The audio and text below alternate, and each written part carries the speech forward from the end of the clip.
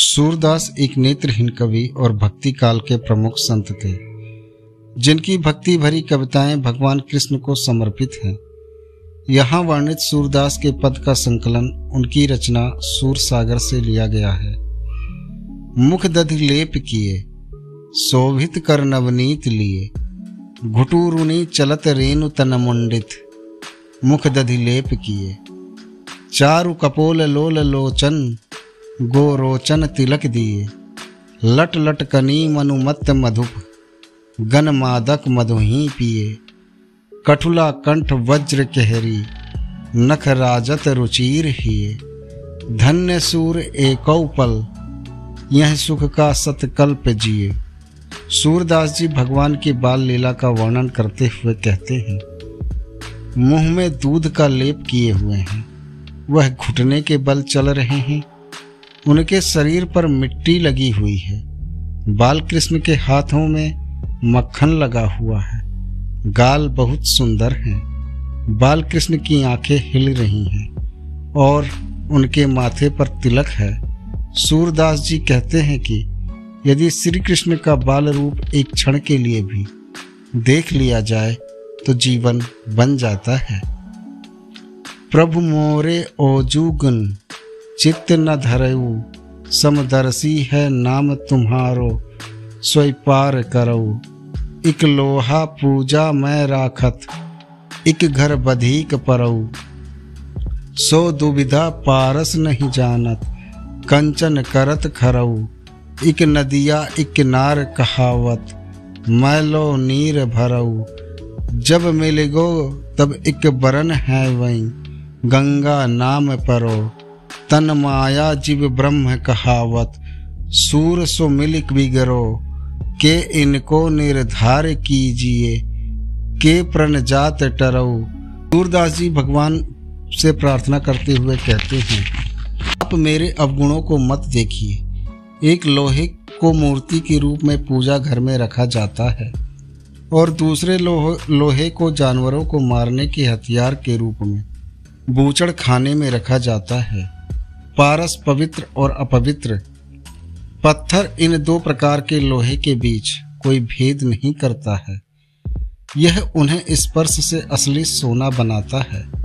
एक नदी है जिसमें शुद्ध जल बहता है, एक दूसरा नाला है जिसमें गंदा जल बहता रहता है, और दोनों नदी और नाले का पानी गंगा नदी में मिल जाता है और उसके पानी का रूप ले लेता है, इसलिए इसे गंगा जल भी कहा जाता है। कबहु बढ़ेगी चोटी, मैया कबहु बढ़ेगी चोटी। कित बेर मोह दूध पियत भई, यह अजहू है छोटी। तू जो कहत बल की बेनी, जो है वह है लांबी मोटी। काढ़त गुहत नहावत जह, नागिन सी भुई लोटी। काचो दूध पियावत पच पच, देत न माखन रोटी। सूरदास त्रिभुवन मनमोहन, हरिहलधर की जोटी। इसमें सूरदास जी भगवान की बाल लीला का वर्णन करते हैं। श्री कृष्ण माँ से पूछते हैं कि मैं कब से कच्चा दूध नहीं पी रहा हूँ, मैं बहुत दिनों से दूध पी रहा हूँ, पर मेरी चोटी नहीं बढ़ रही है। माँ बताओ मेरी चोटी कब बढ़ेगी, अब वह भी छोटी है। मैया मैं नहीं माखन खायो, ख्याल परे ये सखा सबई। मिल मेरे मुख लपटायो, देख तू ही छीके पर भाजन ऊंचे, धर लटकायो। हो जो कहत नान्हे कर, अपने में कैसे करी पायो। मुख ददिपोच बुद्ध इक कीन्हं, दोना पीठ दुरायो। डारी साँट मुस्काय जसोदा, श्याम कंठ लगायो। बाल विनोद मोद मन मोयो, भक्ति प्राप दिखायो। सूरदास जसुमति को यह, सुख शिव विरंच नहीं पायो। सूरदास जी भगवान की बाल लीला का वर्णन करते हैं, हे मैया मैंने मक्खन नहीं खाया। सुबह सुबह मैं गायों के बाद जंगल में जाता हूँ। मैं अपनी बांसुरी लेकर घूमता हूँ और रात को ही घर आता हूँ। गाय चराने वाले ये सब लड़के मेरे शत्रु हैं।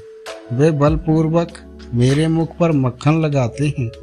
तुम मन की बड़ी भूली हो। माँ, निश्चय ही तुम्हारे मन में मेरे प्रति कुछ शंका उत्पन्न हुई। तुम मुझे अजनबी समझने लगी हो। अपनी और कमरिया की यह लाठी ले लो। उन्होंने मुझे बहुत नाराज किया है। हरि हैं राजनीति पढ़ी आए, समझी बात कहत मधुकर के, समाचार सब पाए। एक अति चतुर हुते पहिले, ही अब गुरु ग्रंथ पढ़ाए। बड़ी बुद्धि जानी जो उनकी, जोग संदेश पठाए। ऊधो भले लोग आगे के, पर हित डोलत धाये। अब अपने मन फेर पाहिए, चलत जो हुते चुराए। ते क्यों अनीति करें आपुन, जे और अनीति छुड़ाए। राज धर्म तो यह सूर, जो प्रजा न जाहि सताए। जब उद्धव जी ने गोपियों को श्री कृष्ण जी की अनुपस्थिति के बारे में बताया तो गोपियों ने दुखी और सांत्वना दी और कहा कि श्री कृष्ण जी ने राजनीति पाठ पढ़ा, अब उनका भावनाओं से कोई लेना देना नहीं है। श्री कृष्ण पहले से ही बुद्धिमान थे, ऊपर से उन्होंने राजनीति पुस्तक भी पढ़ी। इस तरह श्री कृष्ण जी अब और अधिक बुद्धिमान हो गए हैं। ऊधो तुम हो अति बड़ी भागी, अपरस रहत स्नेह तगाते। नाहिन मन अनुरागी, पुरइन पात रहत जल भीतर। तारस देह न दागी, ज्यों जल माह तेल की गागरी। बूंद न ताको लागी, प्रीति नदी में पाऊँ न बोर्यो। दृष्टि न रूप परागी, सूरदास अबला हम भोरी। गुर चाटी ज्यों पागी। गोपियाँ उद्धव से कहती हैं कि तुम बहुत भाग्यशाली हो, क्योंकि तुम प्रेम के बंधन से दूर हो, तुम प्रेम के बंधन से मुक्त हो। जिस प्रकार कमल के पत्ते जल में रहकर भी जल के ऊपर रहते हैं, उसी प्रकार जल में कोई दोष नहीं है। आपने अभी तक प्रेम की नदी में पैर नहीं रखा है। तेरी दृष्टि किसी से उलझी नहीं है, किसी से प्रेम स्थापित नहीं हुआ है। लेकिन हम निर्दोष हैं। हम लकड़ी के टुकड़े और लाठी पर उड़ने वाले मक्खी की तरह हैं। ऊधो कर्मन की गति न्यारी, सब नदियां जल भर भर रहियां। सागर के विद खारी, उज्जवल पंख दिए बगुला को। कोयल के गुणकारी, सुंदर नयन मृगा को दीन है। बन बन फिरत उजारी, मूरख मूरख राजे कीन है। पंडित फिरत भिखारी, सूर श्याम मिलने की आशा। छिन छिन बीतत भारी, कर्म और भाग्य का यह खेल बहुत न्यारा है। समुद्र नदियों के ताजे पानी से भरा है, हालांकि इसका पानी खारा रहता है। विधि ने बेकार बगुले को सफेद और चमकदार पंख दिए, जबकि गुणी कोयल को काला बनाया। उन्होंने मरुभूमि में विचरण करने वाले हिरण को सुंदर नेत्र दिए, अर्थात उसका कोई विशेष उपयोग नहीं होता। मूर्ख लोगों को राजा बना दिया गया और बुद्धिमान लोग गरीब बने रहे। चरण कमल बंद ओ हरि राई, जाकी कृपा पंगु गिर लंघे। अंधे को सब कुछ दर्शाई, बहरो सुन मूक पुनि बोले। रंक चले सिर छत्र धराई, सूरदास स्वामी करुणा में। बार बार बंदो तिह पाई। सूरदास जी कहते हैं, मैं भगवान श्री हरि के चरण कमलों की पूजा करता हूँ। भगवान श्री कृष्ण की कृपा से एक लकवाग्रस्त व्यक्ति भी एक पर्वत को चढ़ जाता है। भगवान श्री कृष्ण की कृपा से अंधे भी देखने लगते हैं। भगवान श्री कृष्ण की कृपा से बहरे भी सुनने लगते हैं और गूंगे भी बोलने लगते हैं। भगवान श्री कृष्ण की कृपा से निर्धन राजा के समान हो जाता है। सूरदास जी कहते हैं, मैं उस दयालु भगवान श्री हरि के चरणों की बार बार पूजा करता हूँ। रे मन गोविंद के है रहिए, यह संसार अपार बिरत है। जम की त्रास न सहिए, दुख सुख की रथ। भाग आपने आई परे सो गहिए। सूरदास भगवंत भजन करी, अंत बार कुछ लहिए। सूरदास जी कहते हैं, हे मन, सदा गोविंद अर्थात भगवान श्री कृष्ण में लगाकर रखना चाहिए। अपने आप को इस नश्वर दुनिया के मोह से मुक्त करें ताकि आपको नरक की पीड़ा ना झेलनी पड़े। आपको जो कुछ भी मिले, खुशी, प्रसिद्धि आदि को खुशी से स्वीकार करना चाहिए। सूरदास जी कहते हैं कि जीवन के अंतिम क्षण में ईश्वर की आराधना करके इस संसार से छुटकारा पाने का प्रयास करना चाहिए। मोह समकोण कुटिल खलकामी, जह तनु दिए ताहि बिसरायो, ऐसो नोहन रामी। भरी भरी उदर विषय को धावें, जैसे सूकर ग्रामी। हरिजन छाणी हरि, विमुखन की निस दिन करत गुलामी। पापी कौन बड़ो है मोते, सब पतितन में नामी। सूर पतित को ठोर कहाँ है, सुन श्रीपति स्वामी। इस पद में सूरदास जी कहते हैं, मेरे समान दूसरा कोई पापी कुटिल दुष्ट नहीं है। मैं ऐसा नमक हराम ही व्यक्ति हूँ जिसने उसी को भुला दिया जिसने हमें यह शरीर दिया है। मैं उस सूअर के समान सज्जन व्यक्तियों की संगति छोड़कर दुष्ट व्यक्ति की ओर भाग रहा हूँ। सूरदास जी कहते हैं, मुझसे बड़ा पापी कौन होगा। मेरे पापों को नष्ट करने और अपने चरणों में आश्रय दें। जोग ठगोरी ब्रज नहीं बिकयें, यह व्यापार तिहारो ऊधो। ऐसे ही फिरी जे हैं, जापे लाहे मधुकर ताके उड़ना समय हैं। दाखी झाण के कटुक निबोरी, को अपने मुख खे हैं।